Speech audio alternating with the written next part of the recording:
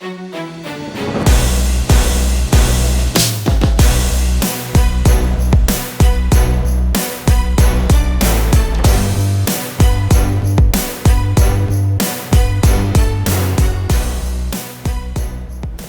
to another episode of FemFlex Friday. I'm Whitney Jones here with my co-host Alina Popa, and today's segment we have something very special that is crucial to any athlete that's competing in our industry and also for athletes in every sport. So we have Charlie Brooks here from Brooks Strength Movement to talk about bodywork. So thanks for joining us. Thanks for having me. I appreciate it. Thank you. So give us a little background, because obviously you have actually done bodywork on both Alina and myself, and he's amazing here in Arizona. Definitely. He's local, and you've done this for so many years. But give us a little background on what got you into this. So I've been doing this for 6 years now, full time. I started with working with the athletes I worked with at the gym I trained with. Everybody was hurting. I was hurting. And there had to be an answer to what was going on in the gym, that everybody was complaining about the same injuries. And that's what really got me into it, because I couldn't touch the top of my head, I couldn't sleep very well. And then just working with the guys I trained with really brought light to all the issues that happen in the gym from weight training.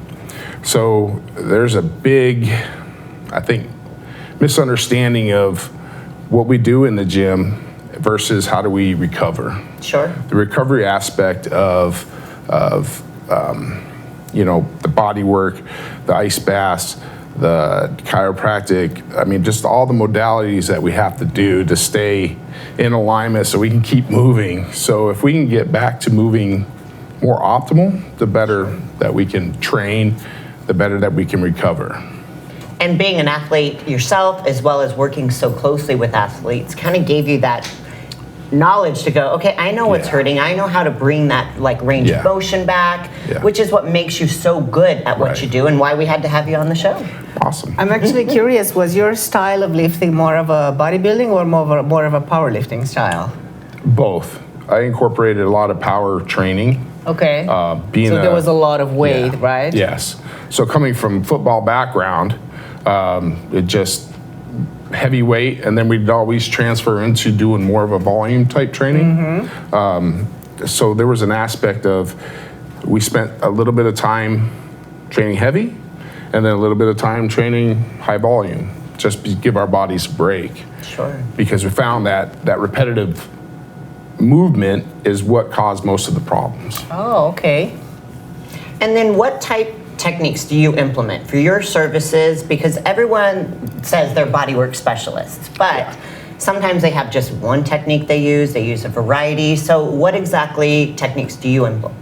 So myself, I do deep tissue, cupping, scraping, a lot of movement stuff, active release stuff. It's really finding the modality that works best for you. Understanding that tight, stiff muscles are creating a frequency within the body. So percussion therapy might work really great for one person and may not do anything to another. Sure. So it's trying to find that modality that works best for you and implement that. I like to start with deep tissue, and we just work through the body until I get to understand what your body is telling me, and then we just move on from there. And how do you feel it? You said that you start with deep tissue. How do you feel those areas with problems under your finger? How do they feel? Sure. So when we start working with the muscle, it's the tension the muscle is giving feedback. So as we apply pressure to it, there's a feedback that comes back from the body that we just kind of implement and just kind of work with the tissue until it releases. Sometimes that's 2 minutes, sometimes that's 20 minutes. It just depends on each person and their, like for women, most of the women have horrible traps. They're super tight, just the tension that the women carry on their shoulders, just from the training, the repetitive movements. Everything else we carry on our shoulders. I know, Charlie. I it's mean, the world. Yes. We carry the world on our shoulders. The world. That's so true, so true. Now, for a lot of people who may not understand, you said scraping, that's similar to gua sha, cupping. Can you go into detail and explain specifically what it is, and then what are the benefits of that technique for each of those? Well, let's start with deep tissue. Deep tissue is, I know a lot of people complain about like they go to massage envy or to certain therapists, and it's just not enough pressure. It's touch. You're like, come on, get in there. Which is a good modality, but it's only serving a certain purpose. So when we train muscles or athletes, the muscle is so thick and dense, just all the metabolic waste, just the buildup of the fascial adhesions, it takes a lot of pressure. So in a lot of the athletes, it's just kind of finding what that threshold is to apply the pressure to get that to release. With the cupping, I like to use cups for gliding technique, where we actually put it on the muscle and we actually will glide the cup. Because some will just leave it and let it stay for minutes at a time. That's traditional. Okay. The gliding is a little bit more superficial, so instead of applying like a Graston tool, stainless steel tool that we use the cup to actually create more of a draw on the muscle and the tissue to bring it to the surface and use it on the superficial tissue. It cleans up the muscle separations really well. It increases blood flow, of course. You said increases muscle separation. Yes. Okay. Yes, and everyone on stage, that's what we want. Yeah. You know, that's the goal, is we're trying to present the muscle in the best way possible. I think distortion and dysfunction in movement are probably the two biggest downfalls to athletes that train repetitively. So have you ever done the cupping where it was just set? And what is it that you found with the gliding that was so much better then? It goes back to what the body is responding to. Okay. So some bodies respond to the cupping just sitting there for 5 minutes. Others respond to a little bit of the gliding. It just depends on what the athlete has going on in their body. And you said with the gliding, it helps with the muscle separation. If it's just sitting there, does that it can, that? yes, Really? it can within the muscle belly itself. Okay. It will, but typically in the separations, it's going to be more of a superficial fascia attachments that we need to work on, and that cleans them up and allows that muscle belly to show a little bit better and the striations to come out a little bit better. So here's a random question. So when you're doing the gliding and you hear that crunchiness like that, it's horrible. I think gravel we sounds, hear it more. Does that mean keep working that area because it really needs it? So the rougher the sound of it, I mean, even feel, you can run your hand through it and it feels really bubbly and just gravelly feeling.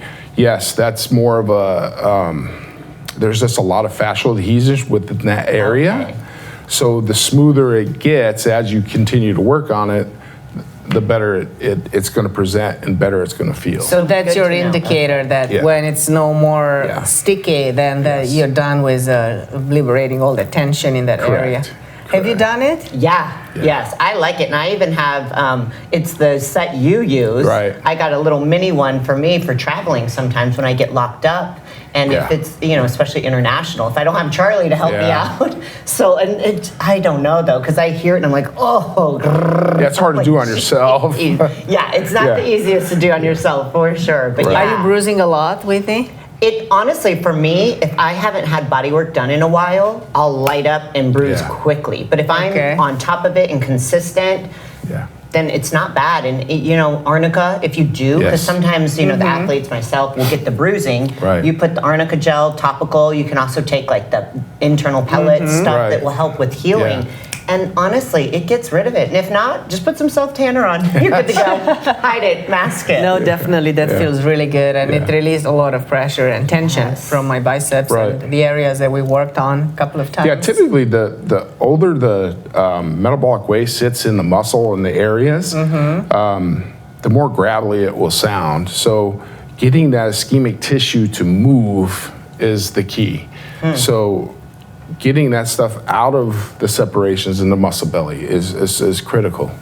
Yeah, it definitely helps. I mean, a lot of times too, you can feel it right then and there. Like minutes later, you're like, oh wow, I can move my arm now. Yeah. Yes. Yeah. So I love it. I'm a huge fan of cupping. That's for sure. Absolutely. So you were just mentioning that women get their tension in their traps, and that was one of our questions, since our audience, the show is addressed to mainly to all the female enthusiasts and the lifters out there. Which areas do women have a tendency to hold their tension other than traps? How much time do we have? Yes. So it's a great question.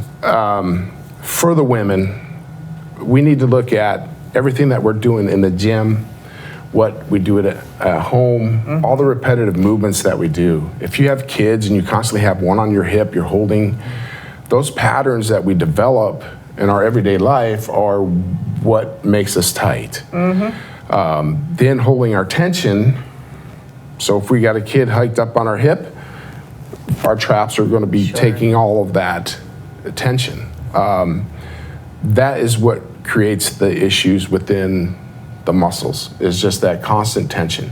So now this add in our hour in the gym every day that we train our muscles. Different divisions, we have different issues. So the bikini girls are gonna have a lot of glute problems. Okay. Because they train glutes 3 times a week. Okay. Bikini athletes, glutes. And where in the glutes specifically do you see the biggest issues? It- Upper, lower, tie-in? Both, because now that goes back to the athlete themselves, is on how they move. So activation of muscles is very critical. You know, you take a ballet dancer versus a gymnast, just the way they hold patterns, they set those patterns early in life, and that creates issues down the road when we're trying to be, you know, we're trying to be a physique competitor. We're looking at every little muscle. So what you did younger, so like if you are a gymnast, there's a tendency to be overextended in the low back and stick your butt out, basically. Okay, yep. Sure. Right? So a gym or ballet dancers, a lot of them have a hard time engaging their glutes just because they're externally rotated with their femurs and their feet stick out. Yeah, that's a good point. Yeah. Because that all plays a part. So Power lifters. same thing. It's how do we activate our back? How do we activate our glutes? They're more of a main, they move compound movements. So what is basically getting tight on us? So is it a trap that's causing an issue with our shoulders? So when they're benching, that they have issues and they can't set up properly? You know, a lot of people complain about they can't arch. Well, what's going on with that? If we can't set up properly, there's something impinged somewhere. There's a muscle that's not allowing them to do that. But trying to take care of the muscles that you use regularly, so like bikini girls using their glutes a lot. You know, any type of, you know, homework they can do on their own, rolling on a ball and trying to loosen up the glute after each session that they train helps a lot. It's not the answer, but it's definitely going to get you along farther. And then what about, so you said it's different for other divisions. So figure bodybuilding, what do you see as the biggest issue with figure athletes and bodybuilding athletes? So the more muscle, the more tightness. Sure. So figure competitors, they tend to have a lot of just up in their upper back, through the traps, their lats. The whole idea is to be able to control your scapula. If the scapula gets tacked down, so whether it's a tight trap, tight pec, your lats tight, it restricts the range of motion of your scapula. So to be able to stand in your front pose with your shoulders down and your scapula out and the lats spread, if we have some tightness in there, it's really hard to feel it and you can't open up and it's just locked down. Legs, the same thing. The quads become very tight and stiff, so the separations are kind of muted. Opening that up and clearing out some of that congestion brings out better detail, better lines, The striations show better. That's fascinating. I never Yeah. thought of that. Never thought that my striations, like I diet and I do stairs Yeah. so much and I train so hard. Right. And no matter what I do, they would be like locked in there with metabolic waste and Yep. other Yep. products. Did you not do a lot of body work? Probably in the last years I was competing, but before I was not like, I should have done it since I started. It seems more popular now, though. Yes, I mean, yes. honestly, definitely. I've been competing for 10 years and I didn't start really getting body work till 5 years in. Yeah. So same type thing for you, I'm sure. It's way more popular now, but to be an athlete at this level, Yeah. body work is crucial. It's So, details. Details. Details. There We've was got lots of more questions for you. We're going to take a quick commercial break and we'll be back. You diet down, train hard, and supplement smart for months. When the time comes to step on stage, don't leave your tan to chance. Go with the pros. Pro Tan. #1 worldwide since 1987 and the official sponsor of the Olympia for the last 15 years. Don't step on stage without it. Pro Tan. We're back with Charlie Brooks discussing body work, and we just found out that depending on the division, there's different areas of the body that are always the worst that you have to work on. And the one thing I didn't ask is about fitness athletes, but we all know our whole bodies are a mess, so you just have to work on everything. Oh no, definitely we gotta go there because I want to know what you're suffering. Head to toe. head Yeah, to but toe. as you were talking, Charlie, about the figure girls opening up their scapula and everything, is like many times I realize when I have clients that come the posing practice, they actually cannot open their back, they cannot open up their shoulders, they cannot really pose right. So how important is it in the way you pose, like for all divisions, let's say, even for men if it was the case, but definitely bodybuilders, physique, figure, and so Right. on. So moving properly is critical. If we're not moving properly, we're not going to be able to present the physique properly. If our backs are tight, our traps are tight, our scapula is not moving right, we're not going to be able to present it correctly. Let's just use the front double bi, for instance. A lot of times, we're so tight through the shoulders and the traps that we can't get up into position just because we're so tight. We have to turn our rotator cuffs on Yeah. to rotate to get into position. If we try to loosen up those muscles and get you moving better, you can go into your front double bi relaxed and then flex and squeeze and set up your pose. I find that one of the most challenging poses actually is the lat spread. Yes. And that ties right into the double bi. The scapula, we just lost the feel of being able to open it and to get it to retract and contract. That's interesting. And you know, one tip I have for anyone, you know, obviously we're lucky that you're here in Arizona and you get Yeah. to treat us because I'm sure we're such a treat. But for anyone that's going to do body work, one thing I always say is obviously you're going for a reason. So maybe it's your glutes, your quads are locked up, your back. Pose before your session, and then after your session, you should feel night and day difference. And it's something that you and I do every time because I'll come in, can't hit my front pose at all. My lats aren't opening, my chest is tight. At the very end of the session, he'll say, you know, hit your pose. And it's night and day difference. There's such a change. Like we always joke, oh my gosh, I just got 2 inches wider. Absolutely. So for anyone looking for a bodywork specialist, that's one way I would gauge if it's successful and if it's working. You should leave feeling like you had a huge, massive release. So. Absolutely. Obviously, if we're moving into fitness competitors, right? I think, is it true that a lot of the injuries they might have in their routines will play a role in the way they're holding tension in their body? Absolutely, absolutely. Just all the bouncing around and flips and all of it, is so traumatic to the body, and all those impacts. And then you guys are on these hard stages. Yeah. That's tough. You know, at least when you're practicing, you're on some mats. Yeah. It's way better for the body. But still, you're holding tons of just impact tension. For example, on Whitney, what's her hardest spot? What's her issue? Where does she hold her Again, tension? how much time do we have? Yes, I'd like to hear it though, actually. I don't know. Well, for Whit, she has she loses touch with her back, her scapula. Okay. So it's hard for her to open up her lats. Her traps are really tight. Now we're getting into injuries and all the causes from the injuries and the surgeries, and all of that plays a part. It's just how her body has adapted to all the injuries. That's really the key. So it's kind of trying to dissect all that and getting her moving the most optimum for her. Well, and honestly, when I broke my neck and I have that 12-piece cage, I don't have a lot of feeling in the back, the trap area. So he'll say, "Oh, you're so locked up," and I'm like, "Oh, really? Yeah, because I can't feel it." And then I'm like, Thank God for you. I'm like, "Oh, wow, look at this." Yeah, she's a unique beast. And moving on to the bigger categories, how about bodybuilders? Yeah. Where do you find their tension? It's the same thing. It's where they're training, shoulders, traps, lats, glutes, quads. They hold it everywhere.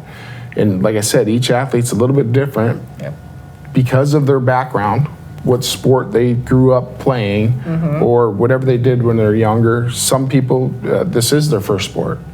So they present differently with the muscles. Trying to stay open as much as possible when you're training is the key. Okay. What do you mean by open? So being able to move optimally is you're going to be able to train optimally.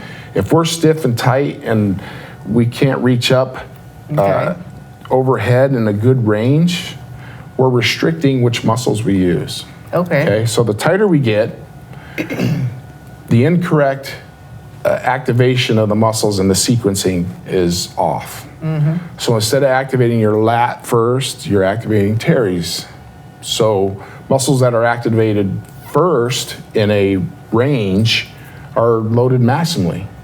So if we're trying to activate our lats and we're really stiff and can't get in proper position, we're activating teres first, which is putting all the tension in the teres.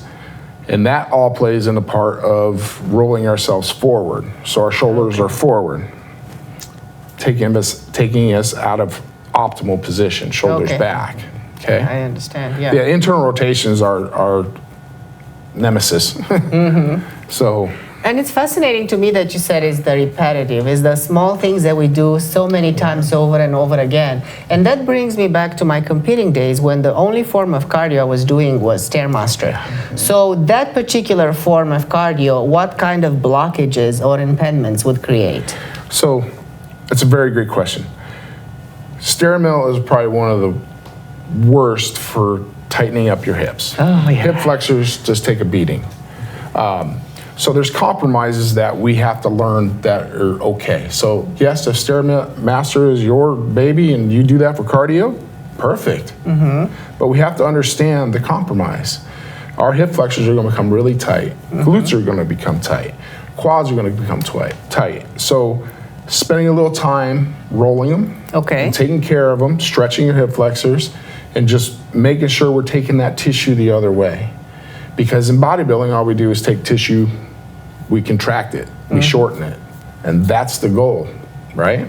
Yeah. So we need to spend some time taking our tissue the other way, lengthening. Contracting, lengthening, yep. And something that actually I learned from you years ago was that stupid muscle, the psoas. Because I feel like that is something that most people sometimes don't even know about. Right. Don't try to loosen that up, but that has personally caused, for me, back injuries, hamstring injuries, glute injuries, groin injuries. And every time you're like, "Oh, have you been, rolling that out?" "Yeah, nope, haven't." "Well, duh, Whitney, that's why you're hurting in those areas." Yeah. But it's something it's easy to focus on exterior, your quad, shoulder, your back. But that is something I feel so many people miss. I mean, is that just my perception? No, like you said, this is individual. Individual athlete have different causes that they need to focus on, but psoas is definitely one of the things that we need to work on. Just as being an athlete in general, it tightens up as well, and it's important to try to open up everything that's attached. So hip flexor, your quads, your hip flexors, up into your psoas. It all plays a part. So. Yeah, it's not fun to have that work done though, FYI. No.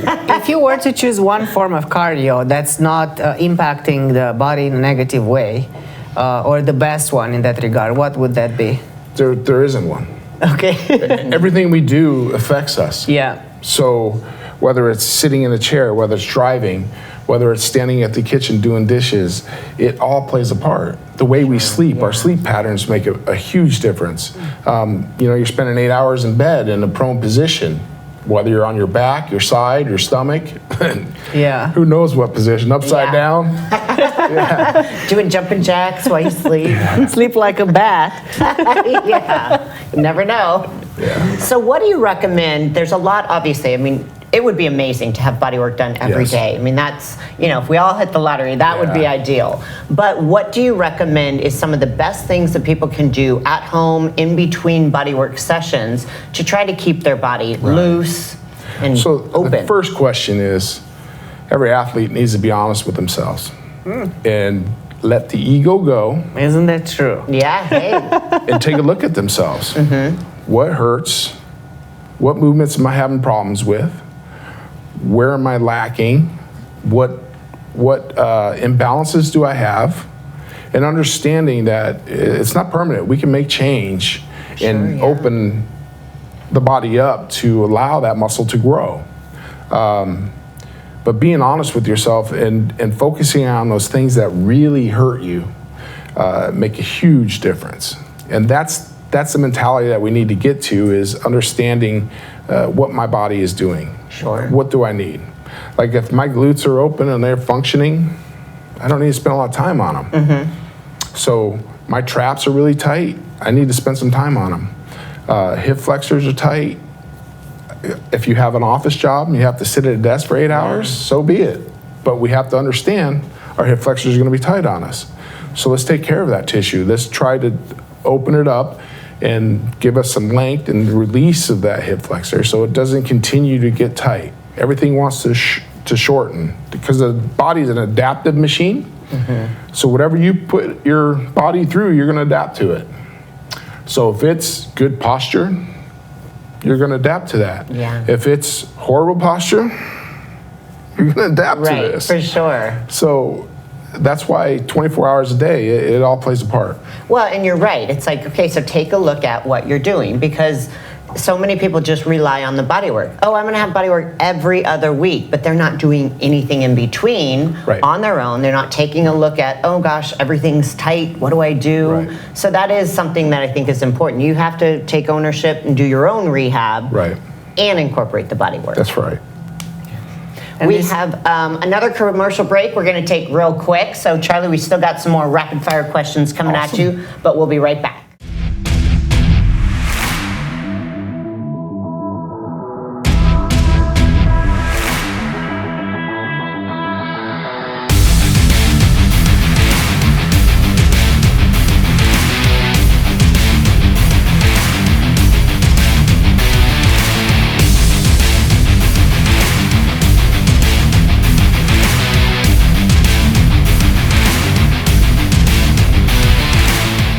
We're back. We have more questions about body work. So we were discussing, what you can do in between sessions. So what was some of the recommended tools that you tell your clients are crucial for them to have on hand? Yes. So some of the homework that we can do and take care of ourselves in between our body work sessions are foam rolling on a ball, Theragunning, or whatever gun you have. It's just percussion therapy. There's a number of different ways that we can implement different ways to unwind that tissue. It's becoming aware of what do I need. I just trained legs, my hips are tight. What can I do to try to open those up? I don't have a session with Charlie until next week. What can I do to loosen myself up? A little bit of foam work or foam rolling work, ball work. So when you say ball, what are you talking about? Like Lacrosse the orb ball, the lacrosse? orb ball, Okay. anything. So rolling your tension There's- points yes. on the ball, right? Yeah, trigger point, release. Exactly. There's millions of tools. And I actually have a question on the foam roller too. I have a straight one and a spiked one. Mm-hmm. Which one is better and why? Depending on how sensitive your tissue is. Okay. Okay, so the regular foam roller, for a lot of people that do take care of their bodies and are doing body work, it's like a pillow. There's really not much tissue feel. Yeah, that's true. That's true. That's good. That's what we're looking for. But then you take the rumble roller with the knobs, you put it in there. Now we get a little bit more compression Yeah. Ouch. in certain areas that are sensitive. So desensitizing that tissue is like the first thing that we need to do. And using that rumble roller where those areas are tender are critical. That's where we start. And do you recommend literally rolling back and forth or sitting on a pressure point till it releases? What's your best advice? Both. Sitting on a certain area that is just really talking to you is really good, just to sit there and oscillate in that spot. Then move from there. The rolling back and forth, like on your quads, your hamstrings, yes, you can roll the whole muscle and try to lengthen and break up those adhesions within those muscles. Yeah. I mean, gosh, I feel like I could be rolling my body for hours each day because it does. It absolutely. feels amazing. But Oh, yeah. you know, then we have you to do the deep work. That's here's the end game, is that we are trying to train our muscles, train the body, get in better shape, and then we need to recover. The recovery aspect is, I think, the most overlooked. Yes, we spend an hour in the gym, but what are we doing the other 23 hours to help our performance? Sure. So one of the biggest things is in recovery is that we need to down-regulate our system. So getting out of our sympathetic nervous system, which is this go, go, go, to parasympathetic, to where we're nice and relaxed, and now we're able to fall asleep easier, and let the body recover, because we can't recover fully until we're in that state. Yep. So rolling is a great way to get there. Sure. Especially if we have something that's really tender. If your traps are really tender to the touch or the compression, laying on a ball for 5 minutes on each side before you go to bed is a great way to down-regulate. And boom, you're instantly gonna fall asleep quicker and deeper. I like that. I know. We all could use that. Sleep is just as important. I actually do have one question for you because I've heard all kinds of positions left and right of this.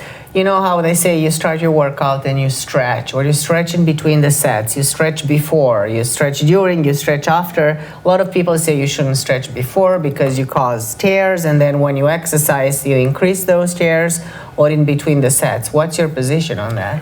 For me, I like, if we're gonna do any type of stretching, it's afterwards, after you Okay. work out. So it's a complete separate Yes. session as a recovery? Yes. Okay. Yes. Any type of warm up you recommend beforehand? Is that the rolling? Is that the. So we don't have to roll extensively before we train. So I like to use pre-rolling before the workout, as if I'm stiff somewhere and I don't have full range of motion, if I roll on a ball for a couple minutes and I clear that and I'm able to get a little bit better range of motion, that's what I want to do, because that's going to optimize your workout. So if you're training lats and we're stiff, Yeah. we spend a little time opening up that shoulder capsule and getting this overhead vertical, we're going to have a lot better lat workout than we would if we were stiff. Yeah. Yeah, because I mean, I know for me, I always have to do, I feel like, and it could be too much, warm up, just so I can actually have a good lift, because again, with all the injuries and stuff. Correct. So I would have to, sometimes I do stretch beforehand, and then that's interesting you said that, because it's not the best. I Right. feel like it almost kind of sets me back. So I've started doing the stretching after, but I still have to really warm my body up at least. Yeah, anything before we work out would be more of like a dynamic stretch. So like for hamstrings, we do high kicks and just kick each leg up and do more of a dynamic type of stretch to get the muscle warmed up versus a static stretch. Okay. Any other methods of maintaining till we get to you in between our sessions? That's just it. It comes down to knowledge, and everybody has a different base of information. Some people are really educated in this whole thing and understand all of this. Others are just getting started and they're like, what's a ball? Yeah. You know, what's a foam roller? Yes, for you know, sure. so it's just a matter of, this is part of bodybuilding. This is what changes your physique on stage. If you don't do any of this, you're going to end up being that person on stage that has dysfunction, and it stands out like a sore thumb. So the more relaxed you are when you hit poses, the better you're going to look. And feel. Yeah, it's just aesthetically pleasing. If you have dysfunction, for me, I hate looking at stage because that's all I see. And it's man, that's really easy to correct. Right. But they just probably don't have the knowledge or been exposed to it to be able to take care of it. And do you do that a lot? Because I know that you're following the bodybuilding scene. Yeah. Do you go to shows and look on stage and be like, okay, his scapula is like that. That is at the shoulder. You see everything. Absolutely. Absolutely. It's Don't you, though? automatic. I mean, I think because I've been doing bodywork so long too, and especially at the pro level where everyone is phenomenal. Right. Like you see them posing and you're like, gosh, their quad is locked up. If they would have just done body work, you could see that separation. Yeah. Or, you know, the sweep of the quad is off because it's locked down. Right. So that's why truly, I mean, we work so hard for months and months to step on stage for those 2 minutes. Yep. If you're not getting body work done, there's no way you can showcase the best physique that you've been working on. You know, it's kind of counterproductive in a way. And once you get into a routine of getting body work done and you start to pose after your session, that's when you're like, holy cow. Yes. Oh, you yeah. see the difference. And then it's just something clicks in your brain going, oh my gosh, this is what we've been needing. Yeah. And then you start seeing a different physique. Yeah. Just body work alone will change the way you look. I absolutely agree with that. I mean, I've seen it firsthand, and clients that you've worked with, same thing. Sometimes it's night and day. It's like, wow, okay, they do have a V-taper. Who Right. knew? Oh, yeah. And it's longevity. Yeah. This is what's going to give Absolutely. your career some longevity and not have all these tears and injuries that you have to recover from. So that's the other aspect that just I think people don't realize, that taking care of their body is going to give them some longevity to the sport. Sure. Oh, yeah. And you know, we talked about what we should do post-workout, but what do you recommend after a session, like any bodywork session? What should clients do afterwards? Sure. So everyone's a little different and they respond differently. So, you know, like ice baths are awesome. Some people like sauna, they like the heat. It just helps detox what we've opened up. Sure. So we've got to get that lymphatic system just pumping and get the waste out. So, you know, some people just go home and pass out. Yeah. You know, because they're just, I'm Finally totally relaxed. relaxed. Yes. Yeah. Hydration is really critical. So don't go out at night and party after. Oh, Yeah. We've got to drink the water to flush all those toxins. That's right. So Makes sense. So, okay, so we have some myths and facts that we kind of want to throw at you. Okay. And again, we understand that everyone is different. So, to the best of your ability, we'll kind of fire these questions at you. Now, can you get a smaller waist by doing body work? absolutely. Whoa. Absolutely. Please do tell. So a lot of times we have this distension, okay? So I'm trying to think of who I want to pick on. Let's pick on mothers Yes, oh, absolutely. giving birth or carrying a baby. That is 9 months of distension. Yes. If we do not do anything after we deliver to recapture our ability to pull our stomach in and use the muscles correctly, we're going to have a pooch. Yeah. And it just sits there. Then the squeams come out, the waist trainers. That's not really going to help you. learning how to control those muscles again is what's going to help you. And start using them, like doing ab backs, learning how to do ab backs, getting your diaphragm to work properly again, opening up your diaphragm, opening up your rib cage. It'll make you taller as well. The rib cage, everything that we do is pulling us forward. So we get stuck forward. So when we come forward, now we're down here, putting pressure on our rib cage. If we can open that up and start lifting, you're going to stand taller. So how do you open that area up? Is that like scraping? Is that the deep tissue? Deep tissue. Yeah. Yeah. Oh, wow. Running fingers down through the rib cage, through the abdominal wall, and opening that up. You can take the orb ball and roll on the floor with that, and that will help you open that up and get a sense of what's going on in there. It's just, we become very tight through that midsection. So loosening that will help the rest of the body. So right there, you don't have to remove ribs to get a smaller waist. No, but that is a good question because you actually addressed a case when the stomach was expanded, right, because of pregnancy. But let's say I've had athletes who had genetically a thick waist. Is there a way, like not width, right, not volume or not profile, Just wide, right? yeah. Just wide. Is there anything you can do to narrow that? So unfortunately, that's a tough one. Okay. We can clean it up and bring out the details so it'll look a little thinner, not as wide. But for the most part, the muscle is already there. Oh, yeah. So all we can do is clean it up and detail it a little better and try to make the illusion of a smaller waist. Okay. So whether it may be a twisting movement or just work on their posing. Oh, I see. Okay, yeah, that makes to hide sense. I mean, it's a muscle you continuously train in your Right. compound movements and so on and so forth. It's kind of hard to cut back on it. So that's when removing ribs comes into play, Whitney. Yes, take it. So we have just a few more minutes, so a few more questions.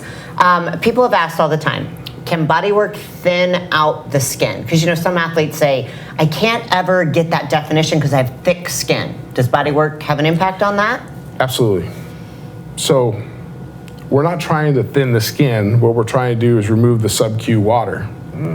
So bodywork's a great way to move all that fluid and to give a presence of a thinner skin. Some people don't get vascular at all, and that's just their genetics. Sure. Others are extremely vascular all the time. What are you talking about? Yes, I know. Do you have something to undo the vascularity? Because I'll take that. I'll take the vascularity. You can have it. It's all yours. All yours. All right, and then I've got one more. I don't know, I keep jumping in. Sorry, Alina, but I've got all these questions. Does bodywork make your weight jump up, like after a session? So, very good question. So yes. So there's a inflammatory response that you're going to have from getting body work done. And again, if you're regular with your body work, the quicker you're going to respond and get through that stage. Other people are removing so many toxins because they don't do any work that they're polluted for a couple days. Sure. And it takes the body, up to 72 hours to detoxify that. Up to 72 hours. See, Yeah. that's important to know because I know Absolutely. some clients will freak out the next morning. Right. They step on the scale like, why does my weight jump to 2 And it pounds? also, this plays a role, say, you said that it thin out the skin, so ideally we want that before we get on stage, but as from what I heard from you, we gotta time it, right? Yes. Yes. So when does it need to be done? So if, let's say you're competing on a Saturday, Monday would probably be the best day. Monday, Tuesday, depending on, regularity of body work, how your body's gonna respond. Because typically you're gonna fall into that point of where you're cutting water. Sure. So if we can get in right at the beginning of that cut, you'll be fine. So that would be in the beginning of the peak week. Yes, yes. This has been an amazing episode. I think it's pretty clear how important bodywork is. And Charlie, you have been a wealth of knowledge. Awesome. And obviously hope that you continue to be as busy as ever, but not too busy that you can't take us in and work on us, because we got lots of issues. But thanks for joining us for another episode of FemFlex Friday. We appreciate you guys tuning in.